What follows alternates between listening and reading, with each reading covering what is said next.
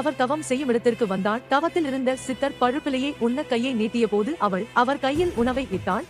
அதை பெற்றி உண்டமையால் உணர்வு வர சித்தர் கண் விழித்து பார்க்க அவளும் நாட்டில் பஞ்சம் நீங்கி செழுமை உண்டாக அவரிடம் வேண்டினாள். அதன் பின் நாட்டில் நல்ல மழை பெய்தது. மக்கள் பஞ்சம் நீங்க பெற்று சிவபெருமானுக்கு திருவிழா எடுத்தனர். கோவில் திருவிழாவில் சுவாமி ஊர்வலமாக சென்றபோது அவருக்கு முன்பாக சித்தரின் தவத்தை கலைந்த தேவதாசி நடனமாடி சென்றாள். ஆடும் போது அவள் காற்றிலம் போன்று அவிழ்ந்து விழ அதை கண்ட கடுவெளி சித்தர் அச்சிலம்பை அவள் காலில் பூட்டிவிட மக்கள் இதை கண்டு பரிகாசம் செய்தனர். மனமுதிர்ச்சியடையாத மக்கள் ஏளனம் செய்ததை கண்ட சித்தர் மனம் பொறாது இறைவனை நோக்கி பாட இறைவனின் திருமேனி 3 சில்லுகளாக பிளவுகளாக வெடித்தது. சிவலிங்க திருமேனி வெடித்ததறிந்து மக்கள் பயந்து திகைத்தனர். சித்தரின் திருவடிகளில் வீழ்ந்து தங்கள் பிழை பொறுக்க வேண்டினர். மனமிறங்கிய கடுவெளி சித்தர் மீண்டும் ஒரு பாடலை பாடினார். ஒட்ட பாடியதும் வெடித்து விழுந்த 3 சில்லுகளுள் 2 சில்லுகள் வந்து பழையபடியே ஒட்டிக்கொண்டன. ஒன்று மட்டும் வெளியே போய் விழுந்தது. அச்சில் விழுந்த இடம் கழுவெளி என்னும் பெயரில் சிறு கிராமமாக பக்கத்தில் உள்ளது.